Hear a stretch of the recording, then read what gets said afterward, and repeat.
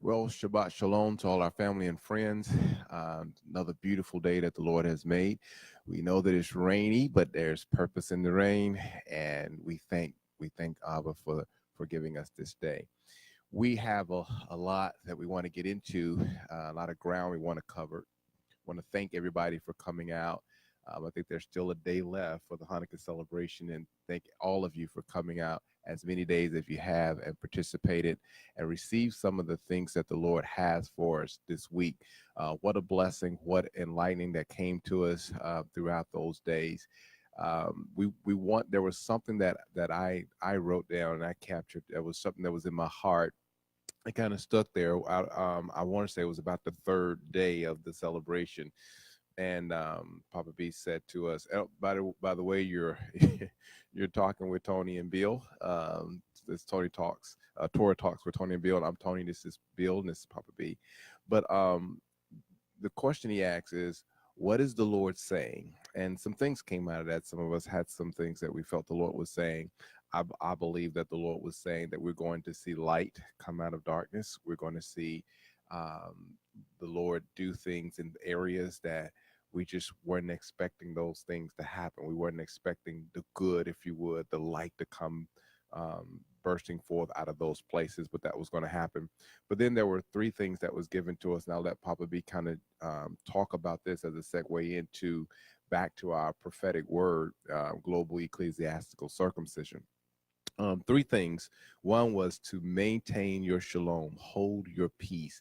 One of the things you said in it, and I think it's on one of our outlines, is we don't let our minds do what we're going to see happening in others. When others are losing their peace, losing their shalom, losing that sense of comfort and that sense of direction, we should not be doing that, right? Because we have a compass, so to speak. The Lord's narrated the story for us. We've been reading it the whole time.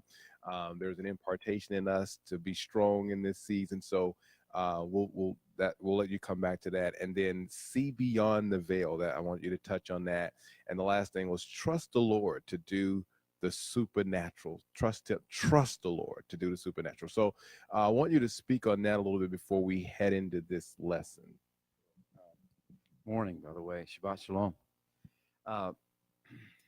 We realize that there's a creator.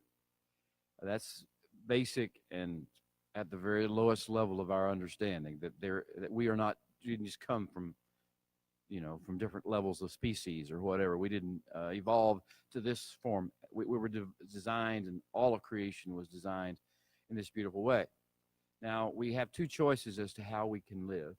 And one of those lives is to live with the soul of the cow, as the Jewish sages say.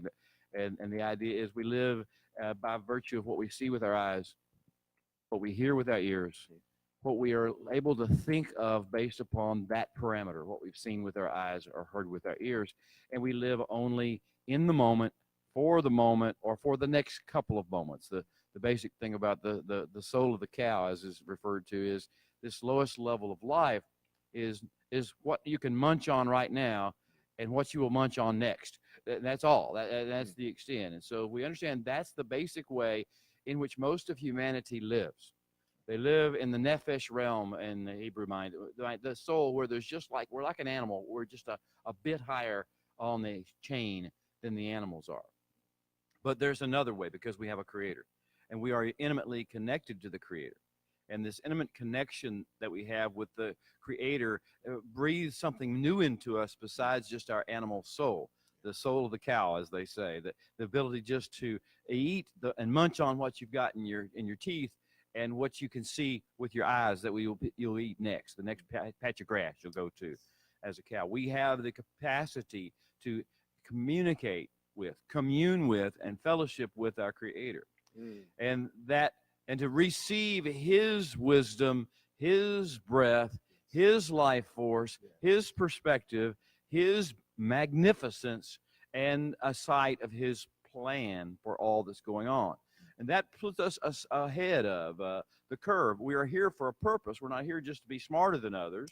We're here to guide the creation. We're here to be his agents, his representatives who serve him and serve mankind by taking the perspective, the vision, taking the understanding and the wisdom that we have been given by virtue of our Creator's relationship with our Creator, and then using it to serve the people of the earth, the animals, the creation, the geographical regions of the earth. If that you understand, this is what we're here for.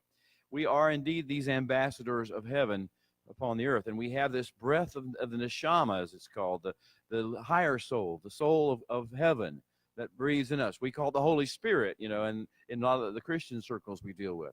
But this is that sense that we actually have his breath, and we have his life force. We have his energy, we have his passion, we have his vision.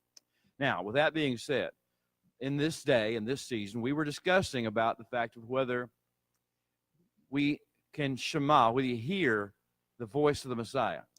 Yeshua has these conversations, and he says, my sheep, which is his affectionate term for his bride people, for his beloved.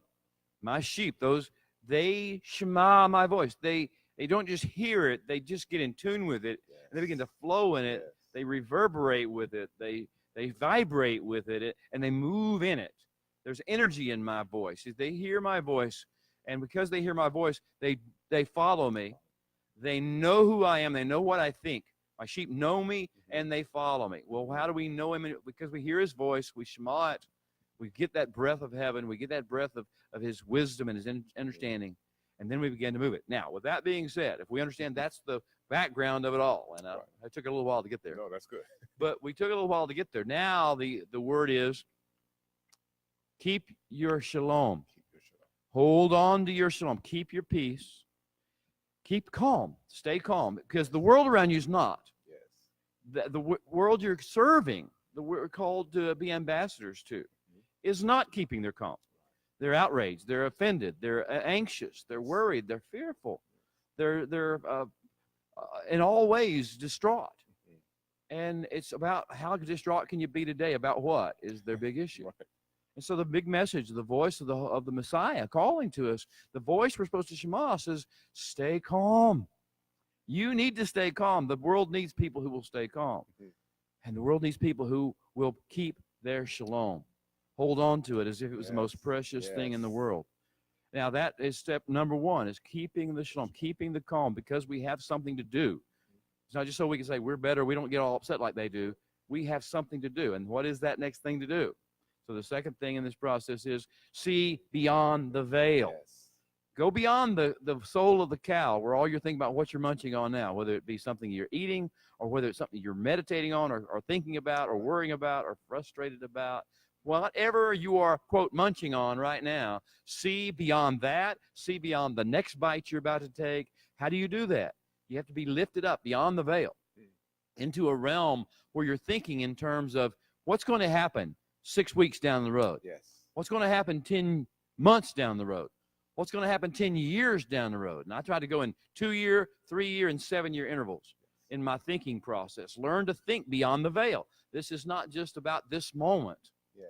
Life is about training people, training ourselves, training our children, training others who will follow to see beyond the veil, see that this is going somewhere. How does this situation that we're dealing with, how is this condition or circumstance in the world, how does this fit into the grand eternal plan? Now, with that being said, once we learn to begin to ask the Holy One to help us see beyond the veil, the 6 weeks, the 10 months, the 10 years, the 2 months, however period of time it may be, all those periods of time, to see where it's going. Now we can begin to find ways to maneuver through the trauma and the tragedy and the drama of the current situation, and begin to move toward his plan, what he's designing to take place. We have to take individual one step at a time, but we have to know where we're going to be able to take the first step. We could go the wrong direction, which a lot of it's in the flesh. That's what we do. We react. We react to pain. We react to anger. We react to offense. We react to disgust. We react to fear. We react to things, and so we go in the wrong direction. When the Holy One says, I have a pathway carved through this that leads to my plan and my purpose being fulfilled. If you can see beyond the veil, then trust me, lean into what I have said to you, and keep moving forward, expecting, and I use the term supernatural, but it's more than supernatural. It's stunning and beautiful and glorious and attention getting, breathtaking, Yes. so to speak, atmosphere shifting, these different adjectives that we could throw out. The Hebrew word is kaved, which is we get glory from. It has a spiritual gravitas that shifts. It wakes everybody up. Everybody else is looking for their next munch or the last month they just swallowed, and all of a sudden there's something that happens with the spiritual gravitas, the atmosphere shifter, the world changer.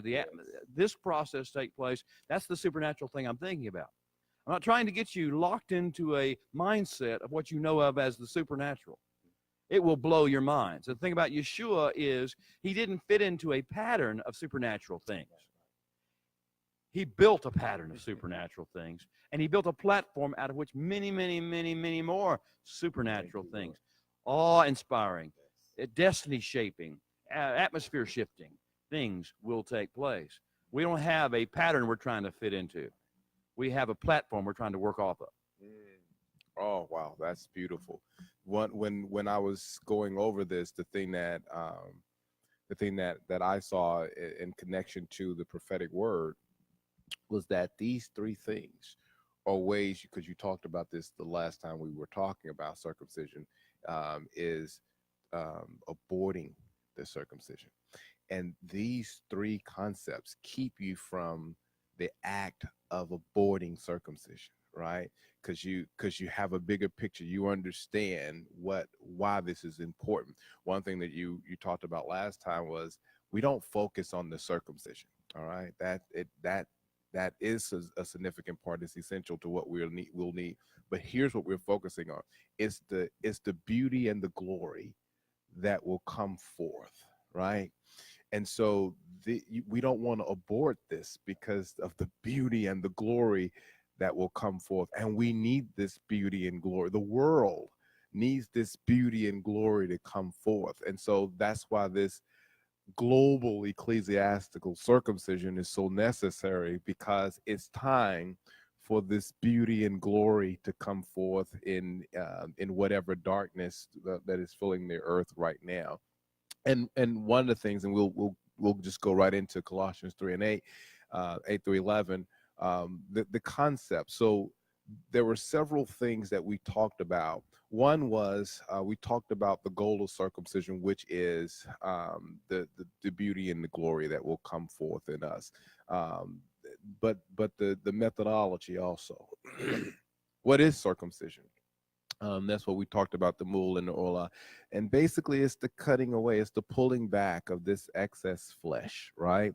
And I don't want to get back into this, but it's just something that stays with me when you first introduced the sensitivity, being highly sensitive, and how that was a telltale sign that there's some flesh that need to be cut back when we're highly sensitive. And I guess I stick to that because that's one of the things that I deal with, is being highly sensitive. Someone says or does something, I'm highly sensitive and I react. And but that's one of the areas. So we talked about the goal of circumcision, the methodology. How does it take place, right? How does the circumcision take place? And we talked about this laser scalpel that the Lord will use, the 4 revelation streams.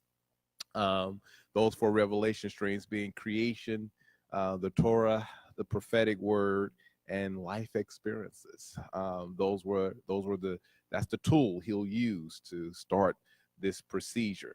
And then the areas of operation, which is where we're getting ready to get back into. But before we touch on the area of operation, I want to go back to Colossians 3, 8 through 11, because it sets the stage, right? We're talking about putting off, but also putting on, right? So we put off anger, wrath. And this is kind of what you're alluding to here when you say, we need to maintain our shalom. To do that, to hold our peace, we have to put off these things. We have to put off anger, wrath, and malice, blasphemy, filthy language out of our mouth, and things of that nature.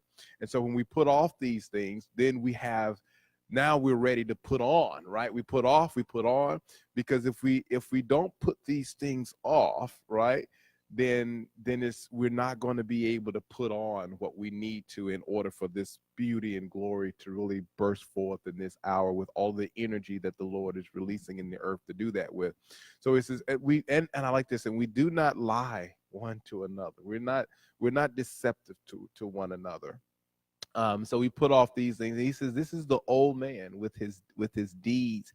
But we put on the new man who is renewed in Yada according to the image of him who created him. And then he goes into, therefore, as the elect of God, holy and beloved, put on, he gives a list, tender mercies, kindness, humility, meekness, long suffering, bearing with one another, and forgiving one another. Those are major topics to me. Bearing with one another and forgiving. Keep your shalom. Keep your shalom. See beyond the veil. See beyond the veil. So how are we able to forgive? And how are we able to bear with one another if we don't do these things, right? And if we don't trust the Lord, because that's another key issue. If we're not trusting the Lord beyond what we're seeing here, then we're probably not going to be very forgiving, right? And so those are the areas that we talked about. Now, the areas of those are the things that we talked about in the circumcision process, what it looks like actually, and then the areas of operation. What areas of our lives will he need to touch with the laser scalpel? What area will he need to apply these things to? And we talked about them being our reproductive capacities. We touched on the ears, the lips, the eyes. Now we're at the skin, right? And so I want to hear you talk about him touching our skin. Yeah, the skin, obviously we're discussing the 4 revelation streams being like laser scalpels. What does creation tell your skin? What does the Torah tell you about your skin? What does the prophetic voice, what do the prophetic voices tell you about your skin? We're going to get to what skin is. And then also, what does your life experience tell you in regard to your skin? So these are the things, and to learn to be less sensitive in our skin, less dependent upon sensitivity, sensuality, sentimentality, sexuality, these different words that come along here. Now, the circumcision aspect of things, what he's cutting away, what is his excess flesh is cutting away? We have to understand what our skin basically is. The skin is with the body is likened to the tabernacle of Moses, as they call it in the wilderness, the Mishkan, because there are gates and then there are walls. And so if you understand, we've been talking about the eyes, we've been talking about the ears, we've been talking about the gates primarily, but in between the gates, building the structure, the outer rim, so to speak, of our body is our skin. Where there's no eyes, where there's no mouth, where there's no ears, there's skin. And the skin does service many functions. It holds us in. It keeps other things out that might be harmful, but it is our point of contact. People talk about having skin in the game. People talking about things get under your skin. Different levels at which we use this analogy to our skin. And the key factor is the skin of the human body is the place where we have the biggest amount of pain receptors and pleasure receptors. All right, now this is an interesting thing, because if we know the words of the living God, we know the voices of the prophets, the sound of the Creator's voice, he tells you that in my presence are pleasures forevermore. At my right hand, in my presence, are pleasures forevermore. And so our body is telling us something different. Our body is telling us that being stroked in a certain way, kissed at a certain level, touched in a way, is going to be where our greatest pleasures are. Now, in order to be able to function in the realm in which we're supposed to function, then we have to learn to turn off our skin receptors, or at least have them covered with scar tissue, which is what the circumcision does. we have a barrier then between our pleasure and pain receptors and the events that are going on around us. And the people that might harm us, the wolves in sheep's clothing, you know, the seductresses, the whatever it may be, the warmongers, the hate mongers, the fear mongers that are out there, that are just a normal part of life. We're not trying to condemn them. They're in this realm. But in order to be able to avoid losing our shalom, seeing only what's in front of us, not what God is doing, and expecting only the natural instead of the supernatural, and in order to avoid doing that, we have to have something happen in these levels where we have our pain receptors and our pleasure receptors. Now, I just want to, before I move back to you and let you kind of pick up on that aspect of things, I want to kind of give you an analogy. And that analogy is something that, if you ever took psychology, you heard this sort of things. The feral child. The ancient studies of a child who got lost in the woods or in the jungle or whatever the case may be, and was raised by wolves. The wolves took the child in. The child was at the very youngest level before they developed all their skills. And the child was raised as a wolf and learned to howl and run on all fours and not to speak English, not to speak any language, not to speak human audible sounds, but to be able to communicate and to trust the wolf as its way, and to kill and to eat and to tear flesh with the teeth they had, and do all these things and respond to sounds and movements and predators, the presence of predators in a certain way, and the presence of prey in another way, and be very animalistic. And then the child is discovered. And as the child is discovered and taken out of that environment, there is a process through which the humanization of that child, that feral child, takes place. And it has to be facing some of the things that caused it to be wolf-like and overcome the wolf-likeness of the feral raising. Now, that's where we are in humanity today. Not that we've been raised by wolves, that we have become animalistic. And our culture is animalistic.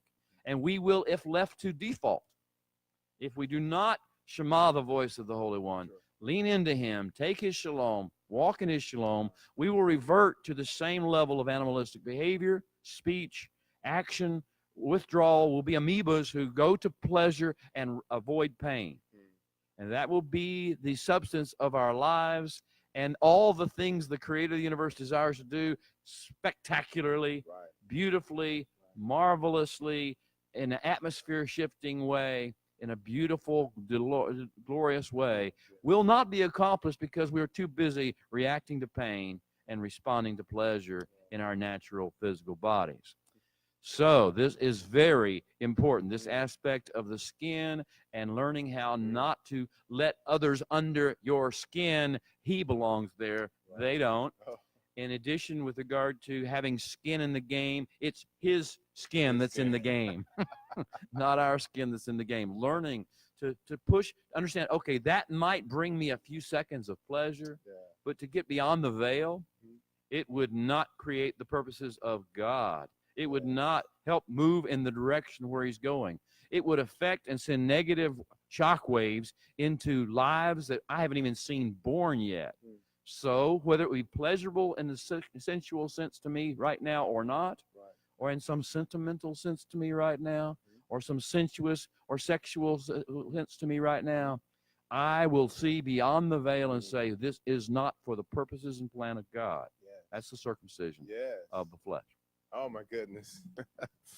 I don't know about you, but those words were piercing. Because I understand from my own walk, right? And I'm sure some of you that are listening, that's where you're listening from, and hopefully you are. It's from your own walk. This is not designed to bring criticism and judgment and condemnation on anyone. This is to help guide you through this process. Yeshua was perfect at walking this process out and guiding us through it. We talked, I think, last week about for the joy that was set, and the joy is seeing what he what he saw. He always saw beyond, even with Stephen, even with those guys being crucified or being punished. So yeah, they saw beyond, right? how could you not? If you're going to say things like, Father, forgive them, for they know not what they're doing, how are you going to be able to say things like that if you're not looking beyond, if you're not, looking beyond this flesh and beyond this veil of flesh? How can you not? How can you say those things without that strength, without that inner love responding to his love? And so one of the things that we wanted to see, or I believe is we're going to see because of this mass circumcision, and what a time for this to be taking place, because we need it now. This is where we need the beauty and glory that the Lord has placed in our lives, and the beauty and glory of our story being told and being revealed in our lives and in the earth right now. What a time to see this take place. I work around a lot of people. I see a lot of people. We, as with you guys, and this is just one of those seasons where we're hearing a lot of suicide and things like that during this time. We're hearing there's a lot of youth now. We're starting to see stories after stories. My wife just read me a story this morning. Stories after stories where young people are giving their lives away. They're killing themselves, and so this is a horrible place to be in if you look at it that way. But who are we in the midst of this?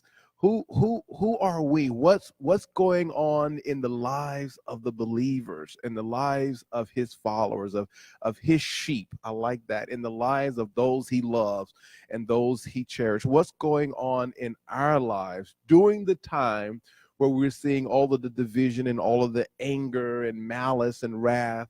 What's going on in our lives? Well, we're putting on something right now. The beloved we're putting on tender mercies, right? We're putting on kindness. We're putting on humility. We're putting on meekness and long suffering. So in the midst of this, where this darkness is taking place, the light is shining. The glory of the Lord is being revealed through how we respond to his love. And that's when you were talking about the pet name, I thought about, what I call my wife honey, she calls me sweetie. And those words mean something to us. It awakened in us, right? The reality of who we are to one another, right? When she says, sweetie, it awakens in me who I am to her. And when I say honey, I'm sure it does the same thing to her. When he calls us his sheep, it should awaken in us. And he tells us that we know him, right? It awakens that knowledge of him. It awakens that desire to follow him, that passion to do so. So when he calls us his sheep, it should awaken. And right now, I hear him saying to those that are coming under this process, my sheep, my sheep, you hear, you'll follow, because you're my sheep. And it should right now be awakening something on the inside of us. We have to remember that Yeshua created all species. He designed them all before the foundation of the world. He knew what he was going to put on the earth. They didn't develop out of some seed, but he developed it. And so whenever he was making, or designing, sitting in his drawing board or whatever he did, in a sense to design the sheep, as an animal that would walk upon the earth. Can you imagine knowing that this was going to be his pet name? He was going to use this example. And the reason I believe that he uses the term sheep is because of the closeness between the sheep and the shepherd. There is just a bond between the sheep and the shepherd, and they have to get very intimate. This is not something you can do from a distance. You can't, we say we count sheep at night when we try to sleep, but it's more than counting. You have to see sheep as being individuals with their unique needs, with their personalities. And you have to see this is not about me getting you to obey me as a sheep. This is about getting you to the fullness of who you were designed to be. And that's the shepherd-sheep relationship. So when he looks at us and he calls us his sheep, he calls us with a smile and this tenderness. He calls us his sheep, that we shema his voice. He sees us not because we just do his will like a soldier doing a king's bidding, or maybe a servant doing his master's bidding. We're not like that to him. To him, it's not just about getting his work done and the plan fulfilled. It's about fulfilling us in the process. and fulfilling the beauty that we were created to carry with us, and the majesty that we're designed to introduce into the world to in such a way that we actually bring his honor and his glory and the beauty of his ways into other people in our lives, all through generations and generations, going out through our workplaces. We don't have to do anything majestic or fantastic in our workplaces, as long as we keep our shalom, as long as we lean into him, as long as we see beyond the veil, and as long as we expect him to do something beyond our sight, even in somebody else's life, by virtue of merely being his ambassador in the times. Listen, we're out of time. We want to ask you to continue to pray for our country and those who are affected by the decisions we make in this country. Here's what I'm going to ask. I'm going to ask that you will allow the Lord to use these scalpels. Creation, the Torah, his prophetic word, life experiences, to start this procedure in your life. And maybe it's already taken place, and now you're able to see and understand that this is what's happening in your life, and you will not abort that circumcision. Until next time, Shabbat Shalom.